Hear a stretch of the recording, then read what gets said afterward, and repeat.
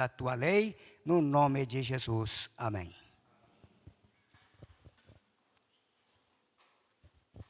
Glória a Deus. Boa noite a toda a igreja, graça e a paz do Senhor Jesus seja com todos. Por gentileza, abra sua Bíblia na segunda epístola do apóstolo Pedro. Nós vamos ler alguns versículos da palavra de Deus. Segunda epístola do apóstolo Pedro, no seu capítulo de número 3, a partir do versículo de número 1. Enquanto os irmãos procuram, eu quero aqui externar minha gratidão a Deus por mais esta rica oportunidade que Ele me dá de estar com os irmãos. Tenho muito carinho pelos irmãos e é sempre um prazer estar aqui. Que Deus continue abençoando a vida e a família do pastor Tiago, nosso irmão presbítero Jefferson também. Deus continue abençoando todos os irmãos. Uma alegria ver aqui a minha irmã e o meu cunhado Carlos, esse é um predestinado, e todos os amigos que aqui nós temos. Amém? Primeira epístola de Pedro, capítulo de número 3 e o versículo de número 10. Versículo 1 ao versículo de número 10, diz assim a palavra de Deus. Amados, esta é agora a segunda carta que escrevo a vocês.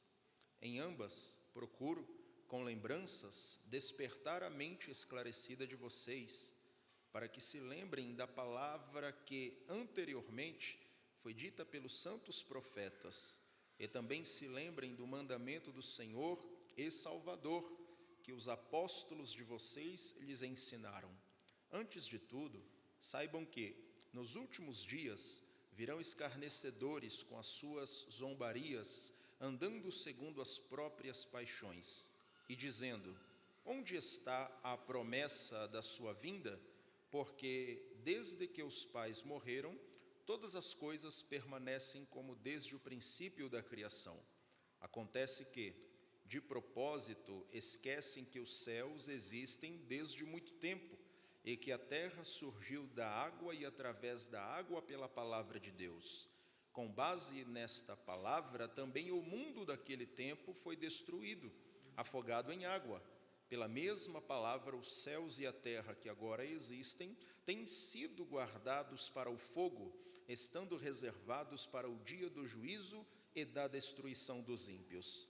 Mas há uma coisa, amados, que vocês não devem esquecer, que, para o Senhor, um dia é como 1000 anos, e 1000 anos são como um dia. O Senhor não retarda a sua promessa, ainda que alguns a julguem demorada. Pelo contrário, Ele é paciente com vocês, não querendo que ninguém pereça, mas que todos cheguem ao arrependimento. Porém, o dia do Senhor virá como um ladrão. Naquele dia, os céus passarão com grande estrondo, e os elementos se desfarão pelo fogo. Também a terra e as obras que nela existem desaparecerão. Amém? Somente até aí. O apóstolo Pedro, na sua segunda carta, ele está falando da vinda do Senhor, que é a nossa esperança suprema, é o nosso ardente desejo, é a vinda do Senhor. É por isso que nós estamos aqui reunidos, é por isso que sempre nos reunimos, porque nós temos aqui o objetivo de adorar o nosso Criador, exaltá-lo, bendizê-lo, mas sabemos que tudo isso reflete para a eternidade. Estamos aqui porque temos e aguardamos uma promessa bendita, feita pelo próprio Senhor Jesus, de que Ele voltaria e nos resgataria e nos redimiria por completo, totalmente e definitivamente. O apóstolo Pedro, ele está tratando aqui de um assunto muito sério na sua epístola, neste capítulo de número 3 e o último da sua carta, e ele tinha aqui alguns objetivos com esta escrita, ou pelo menos com esse texto que nós lemos aqui, estes 10 versículos. Esta carta, ela tinha o objetivo de alertar a igreja contra os falsos mestres, que o falso ensino é um dos maiores sinais da volta de Jesus. Muita gente preocupada com as pandemias, com as guerras, as catástrofes, isso aí são somente o princípio de dores. Mas um dos sinais mais alarmantes da volta de Jesus é o ensino errado e o engano religioso que nós vemos que está gritante aí no mundo afora. A perseguição, as lutas, as adversidades são coisas comuns na vida do cristão, e isso nós já aguardamos desde o dia que o Senhor nos alertou. Ele disse que nós seríamos perseguidos, seríamos conduzidos como ovelha no meio de lobos, mas o problema é quando o ensino religioso ele atinge aqueles que se dizem cristãos, aqueles que se dizem pessoas de Deus e atingem a igreja de Cristo com seus falsos ensinos. É o que nós mais vemos por aí, principalmente no nosso país, muitas igrejas que estão conduzindo as ovelhas de modo errado e com ensino religioso. E também o apóstolo Pedro, ele não fica só nesta esperança, ou incentivando a guardar essa esperança, mas ele reafirma essa esperança. Ele quer nos conduzir, ele quer nos alertar, ou de que nós mantenhamos essa esperança firme, de que tudo isto vai terminar, e que Jesus Cristo certamente voltará para buscar a sua igreja, voltará para nos buscar. E ele nos ensina alguns pontos neste texto que nós lemos, que, em primeiro lugar, que a palavra de Deus, ela é a verdade única para nós. Alguns pastores por aí já falaram de atualizar a Bíblia. Uma atriz, apresentadora muito famosa esse mês aí também falou que a Bíblia deveria ser reeditada ou atualizada porque está antiga, mas a Bíblia, que é a verdade de Deus e não podemos relativizá-la, ela é a palavra de Deus, não é uma palavra, mas é a palavra de Deus. O apóstolo Pedro ensina para nós que esta palavra, ela é a única verdade. E ele nos ilustra nos 2 primeiros versículos, dizendo o seguinte: amados, esta já é a segunda carta que escrevo a vocês. Em ambas, procuro com lembranças despertar a mente esclarecida de vocês, para que se lembrem das palavras que anteriormente foram ditas pelos santos profetas, e também se lembrem do mandamento do Senhor e Salvador que os apóstolos de vocês lhes ensinaram. Então ele fez aqui todo um ajuntamento, a palavra de Deus que é única e que é verdadeira, dizendo para nós o seguinte: olha, os profetas falaram da volta de Cristo. Então a Bíblia é um livro homogêneo, não há separação, não é uma colcha de retalhos. A Bíblia é um livro só, é a palavra de Deus, e que os seus mais de 40 autores, num período de 1500 anos, escreveram sobre o mesmo assunto, falando a mesma coisa, mesmo sem ter conhecido um ao outro, devido à lacuna tão grande de tempo entre um primeiro livro e o último livro. Mas eles falaram a mesma língua, porque nós temos o Espírito Santo como instrutor, inspirador e preservador das Escrituras. Então ele diz no versículo que os profetas já falavam da volta de Jesus. Nós temos tipos na Bíblia, no Antigo Testamento, que apontavam para a volta de Jesus. Não somente os profetas do Antigo Testamento falaram sobre a volta de Jesus, mas os apóstolos também pregaram a volta de Jesus. O apóstolo Paulo, o apóstolo Pedro, aqui que está falando, já alertou muitas vezes a igreja acerca daqueles que partiram, alertando que eles serão ressuscitados no último dia, ao soar da última trombeta, e a ressurreição, no capítulo 15 da primeira carta aos Coríntios. Então os apóstolos também falaram muito acerca de Jesus, corroborando com os profetas. E melhor do que os profetas e melhor do que os apóstolos, o próprio Senhor Jesus disse que voltaria. Quando nós lemos João, capítulo 14, versículo de número 1 em diante, Jesus ele diz: olha, não fiquem preocupados, não se turbem o vosso coração. Os discípulos estavam demonstrando preocupação, porque Jesus estava dizendo a todo momento que deveria partir, morreria e iria para o Pai. Então ele diz: vocês não fiquem preocupados, não fiquem angustiados, creiam em Deus, creiam também em mim. Na casa do meu Pai tem muitas moradas. Se não fosse assim, eu vos teria dito: vou preparar-vos lugar, e se eu for e vos preparar lugar, voltarei para buscar vocês para mim mesmo, para que onde eu estiver, vocês estejam também. O próprio Jesus, ele alertou muito a igreja, os apóstolos e a igreja daquele tempo, e nós hoje, como temos a palavra de Deus, de que ele voltaria. Números 23:19 diz que Deus não é homem para mentir e nem filho do homem para se arrepender. Maioria e todas as tuas promessas foram cumpridas cabalmente e estão sendo cumpridas no dia a dia da igreja. Se Jesus prometeu, nós devemos confiar neste Senhor, que em breve buscará a sua igreja, um povo sofrido, um povo que passou por tribulações, por angústias, por perseguições, por mais que isso não esteja atingindo ainda a igreja brasileira, mas não é profecia, olhando para a Bíblia, esse momento talvez chegue e chegará para a igreja brasileira, as coisas irão afunilar, mas nós temos um Salvador que nos resgatará, que virá para nos salvar completamente deste mundo terrível e deste mundo mau. Então, os crentes, para nós termos uma ideia da igreja tessalônica, como eu disse que os apóstolos pregavam, eles já estavam preocupados com a volta de Jesus já naquele tempo, os irmãos de Tessalônica. Eles estavam preocupados porque, Jesus vai voltar e os nossos irmãos que já partiram. A ideia do apóstolo Paulo não é nem enfatizar o arrebatamento, mas falar e consolar a igreja com aqueles que já partiram para o Senhor. Quantos irmãos não já partiram, mas esses nós não vamos precedê-los. Eles, no soar da trombeta, ressuscitarão primeiro, e depois nós, os que ficarmos vivos, seremos arrebatados e iremos ao encontro do Senhor nos ares e estaremos para sempre com o Senhor.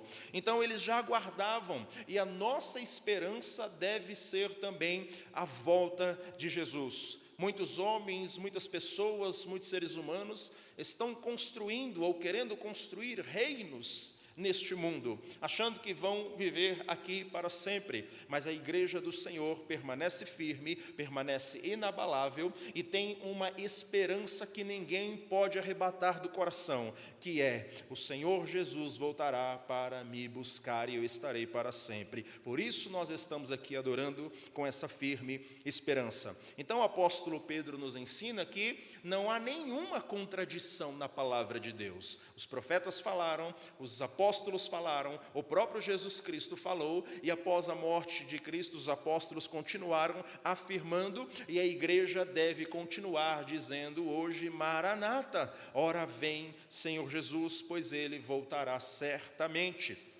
E como nós dissemos na introdução, ele faz um alerta contra esses falsos mestres. Podemos observar isso no versículo de número 3, onde ele diz o seguinte: antes de tudo, saibam que nos últimos dias virão escarnecedores com as suas zombarias, andando segundo as suas próprias paixões.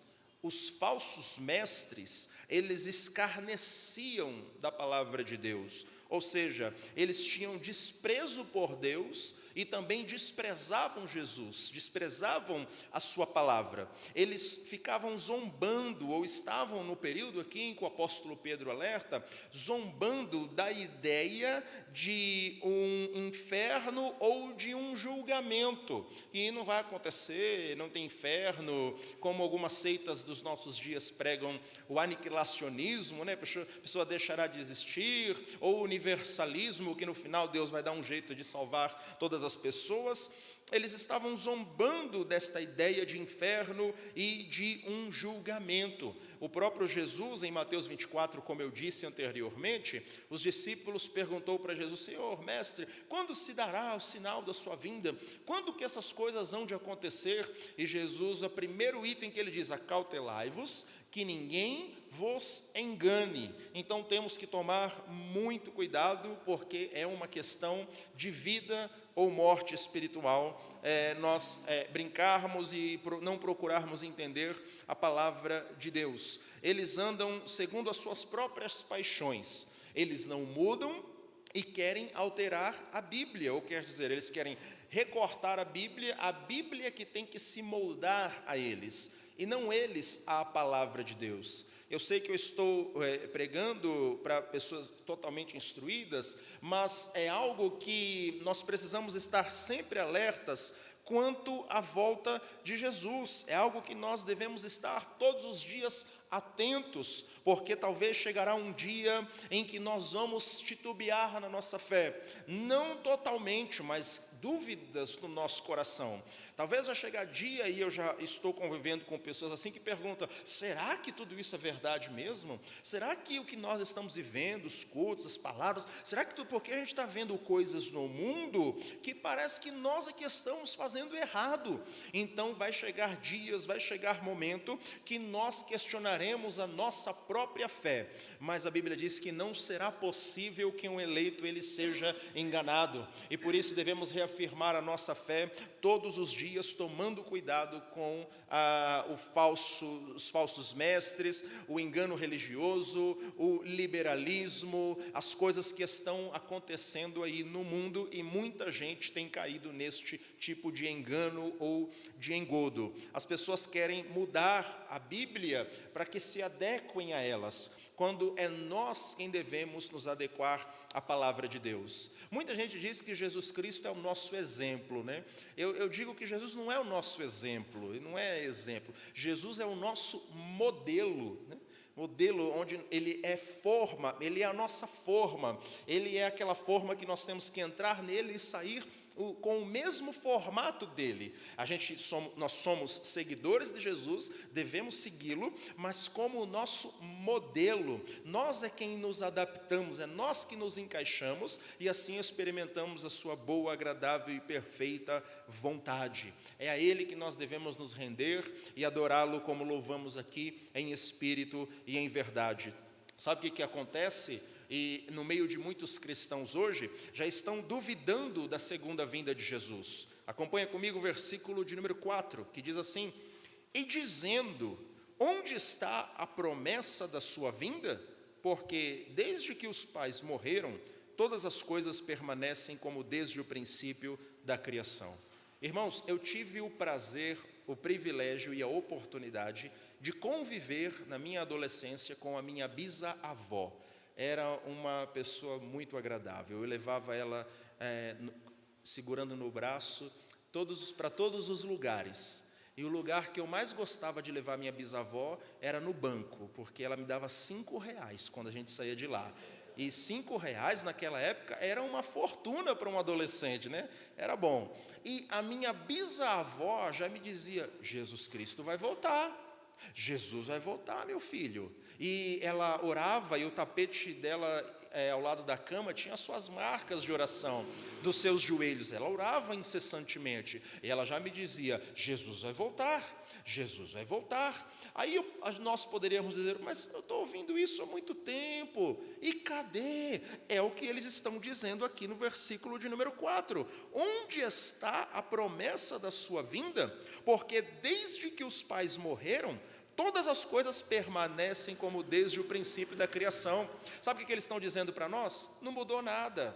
Vocês estão dizendo que Jesus vai voltar, mas nada, está do mesmo jeito, não mudou, está acontecendo. Todo mundo está falando isso aí, os profetas falaram, os apóstolos falaram, mas está tudo do mesmo jeito. Vocês estão querendo enganar quem? Não vai voltar nada, isso aí é engano, é para vocês ludibriarem algumas pessoas. Está tudo do mesmo jeito desde o princípio. Desde que eu sou criança eu ouço falar que Jesus vai voltar, e cadê Jesus? Não volta. É uma forma de se duvidar da volta de Jesus que eles tentam atingir e jogar para nós. Mas o cristão, o salvo, e nós vamos entender o porquê que Jesus ainda não voltou, ainda neste mesmo texto, mas é uma forma de colocar em xeque a volta de Jesus. Mas o cristão, o salvo, o verdadeiro salvo, ele entende que o Senhor Jesus voltará no momento certo, voltará na hora exata, e o seu nome será glorificado. Nós não podemos duvidar em nenhum momento que os questionamentos venham, que as pedradas venham, que as perseguições aconteçam, mas nós temos que ter firme no nosso coração o propósito de permanecer e saber que Jesus em breve voltará para nos buscar. O que acontece? Os falsos mestres sempre vão negar os fatos históricos que aconteceram biblicamente. Eles sempre vão tentar negar essas coisas. Acompanha comigo o versículo 5 e o versículo 6, que diz assim: acontece que de propósito, olha que interessante, De propósito, eles esquecem que os céus existem desde muito tempo e que a terra surgiu da água através da água pela palavra de Deus, e com base nesta palavra também o mundo daquele tempo foi destruído, afogado em água. Eles estavam negando esses fatos que já haviam acontecido na história da igreja, negando fatos históricos. Eles estavam negando que Deus havia criado a terra pela palavra. Olha as negações que existem. Estavam negando, e muitos ainda creem na teoria hoje em dia de evoluções, de terra plana, e absurdos que nós temos na palavra de Deus, que eu lembro de uma frase de um cientista muito famoso que diz assim,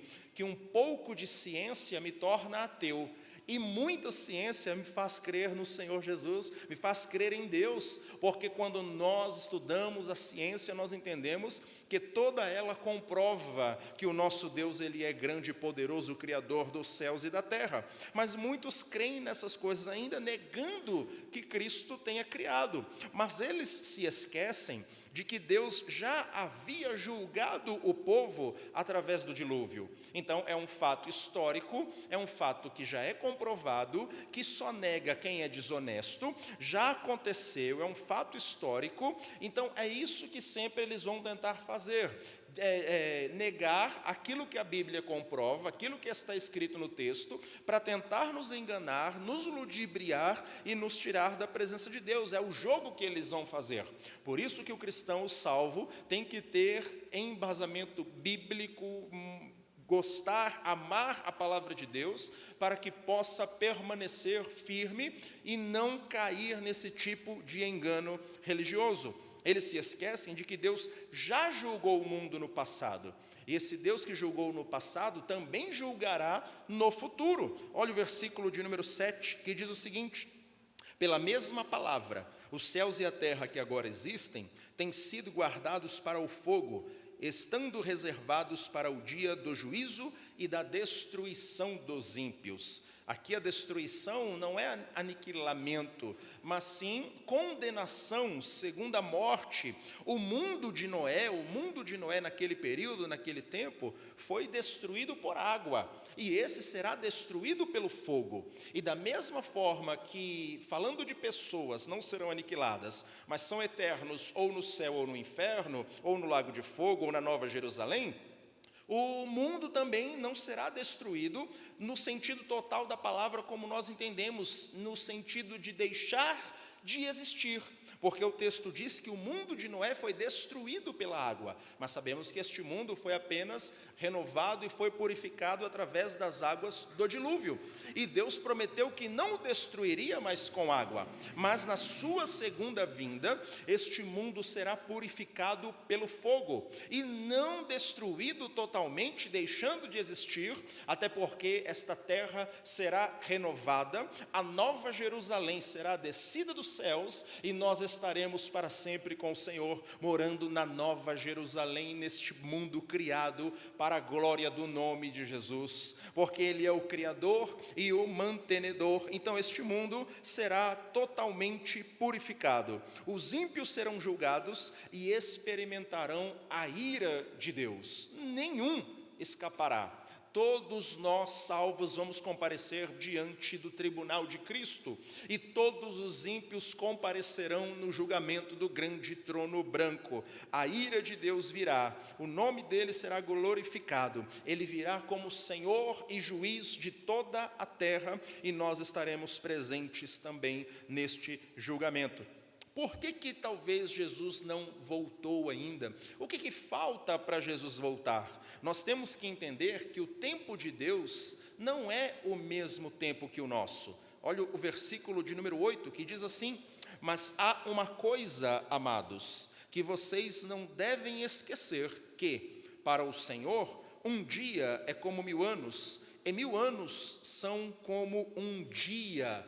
O Senhor, Ele é atemporal, Ele não está dentro deste tempo. Para o nosso Deus não passou dias, meses, anos, minutos, segundos, horas. Não, Ele está fora deste tempo. Nós é que estamos introduzidos no tempo, mas Deus Ele não está neste tempo. Para Deus, estes 2023 anos que nós estamos vivendo, para Ele é como o dia de ontem que passou, ou alguns minutos ou segundos que passou, porque Ele não faz parte deste nosso tempo. Então, para nós, às vezes nós achamos, no nosso olhar, que Ele está demorando, mas não, Ele virá no momento certo, Ele não está demorando. O nosso Deus não tarda e nem falha, Ele faz tudo no momento certo, porque Ele vive na eternidade.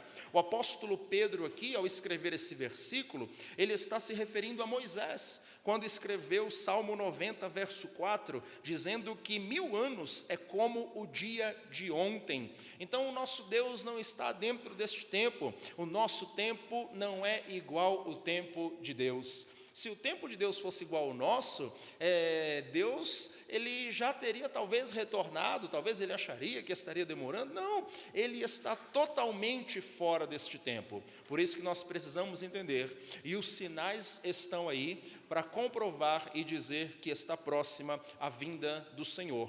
Algumas coisas, olhando biblicamente, ainda estão para acontecer nesse mundo. Muitas coisas ainda irão acontecer, mas a certeza que nós temos que ter é que Jesus Cristo voltará para nos buscar. O versículo de número 9 também é um dos motivos de Deus estar demorando, e eu digo Deus estar demorando, é aos nossos olhos, porque nós queremos que Ele volte logo, nós queremos que Ele venha depressa. A nossa oração, a oração que o próprio Jesus nos ensinou, era: venha o teu reino, que venha esse reino. Então o versículo 9 diz assim: o Senhor não retarda a sua promessa, ainda que alguns a julguem demorada. Pelo contrário, Ele é paciente com vocês, não querendo que ninguém pereça, mas que todos cheguem ao arrependimento. Ninguém poderá dizer que não teve oportunidade. Ninguém vai poder dizer. Porque Deus dá a oportunidade para todos. Mesmo não sendo na revelação especial, que é a revelação geral, que não é salvífica, mas de certa forma Deus dá oportunidade para todos os seres humanos. Todos os seres humanos Ele dá oportunidade de arrependimento. Claro que segundo a sua vontade é que vai prevalecer, permanecer ou se converter. Mas este é o propósito da demora de Deus aos nossos olhos, para que possamos nos arrepender, nos mantermos fiéis, buscar uma vida de relacionamento com Ele. Talvez nós não, e isso aqui, o texto, como eu disse, não se trata de universalismo. Ele está aguardando, Ele está demorando, porque todo mundo Ele vai dar um jeito de salvar no final. Não é nada disso, não é isso, isso é o que os falsos mestres estão ensinando. Isso daqui eles serão condenados e eles sabem disso. Porque o que acontece? Jesus só voltará quando a sua última ovelha retornar ao aprisco. Nós sabemos que o nosso Senhor, Ele tem um número exato daqueles que são seus, daqueles que o Pai deu para Ele. Então, enquanto a última ovelha não retornar para o aprisco, Ele não voltará. Mas isso nós temos que ter uma certeza: Ele sabe o dia da volta, Ele sabe o dia em que Ele trará de volta essa ovelha para o aprisco, e Ele reunirá todo o seu povo, todos aqueles que Ele derramou o seu sangue, todos aqueles que Ele escolheu, Ele reunirá dos quatro cantos, e nós estaremos com o Senhor por toda a eternidade. Então Ele voltará quando a sua última ovelha estiver no aprisco, estiver dentro da arca, e assim Ele retornará. E em último lugar, o Senhor, Ele voltará de forma inesperada. Acompanha comigo o versículo de número 10, que diz o seguinte: porém, o dia do Senhor virá como um ladrão. Naquele dia, os céus passarão com grande estrondo, e os elementos se desfarão pelo fogo. Também a terra e as obras que nela existem desaparecerão. Nós vivemos num lugar que hoje em dia é muito difícil a gente dizer que sai de casa sem esperar um ladrão, né? Ou que algo de ruim nos aconteça.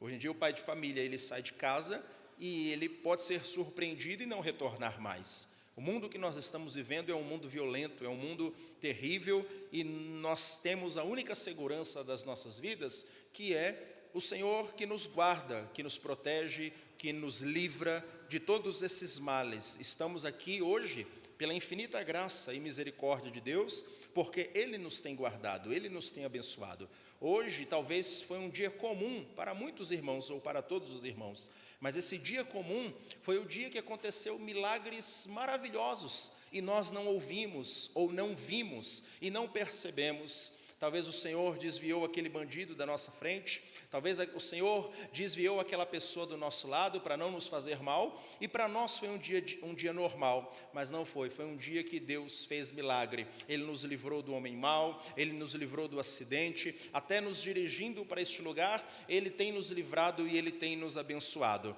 A Bíblia diz aqui que Ele virá como um ladrão. Hoje a gente sai de casa esperando que isso nos aconteça, porque Ele virá de surpresa. Mas, porém, nós precisamos entender que o verdadeiro salvo, ele não será surpreendido pela volta de Jesus. Porque por mais que ele saiba que Jesus não volte hoje, não volte amanhã, ele permanece aguardando Jesus como se fosse voltar hoje, porque nós não sabemos o que pode nos acontecer. Então a nossa esperança, o nosso desejo era Jesus, nós estarmos aqui reunidos, adorando a Ele, e imagina agora o Senhor voltando pelas nuvens dos céus, e nos chamando e dizendo: vinde benditos do meu Pai.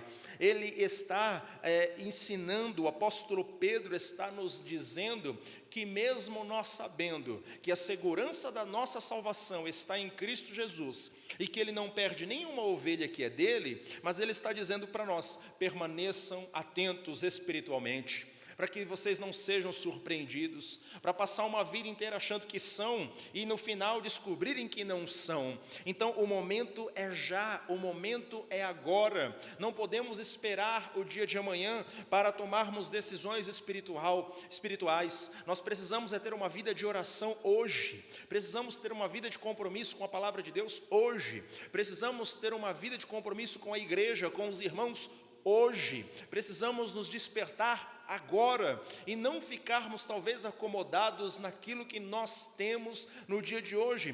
Precisamos viver uma vida em santificação, em adoração a Deus, glorificando o Teu nome, como se Jesus fosse voltar agora, fosse voltar hoje. Pedro está dizendo para nós: olha, o dia do Senhor virá como um ladrão, os céus passarão com grande estrondo, e os elementos se desfarão pelo fogo, e a terra e as obras que nela existem desaparecerão. Nós precisamos ter em mente e viver como se Jesus fosse voltar a qualquer momento, como um soldado que no meio de uma guerra, onde tiro para um lado, tiro para o outro, ele ali podendo pisar num campo minado, ele não pode piscar nem por um momento, para que a sua vida ele não perca a sua própria vida. Nós, como salvos, precisamos estar atentos todos os momentos da nossa vida, batalhando pela fé todos os dias, sendo radicais contra o pecado que tão de perto nos rodeia, sendo totalmente radicais com aquilo que nos aflige, com as tentações deste mundo, com a perseguição deste mundo, com os problemas, com as dificuldades que nós estamos enfrentando, ou talvez vamos enfrentar, porque nós precisamos ter o entendimento de que estamos firmes hoje, estamos firmes agora, mas e quando a perseguição vier, e quando o momento vier?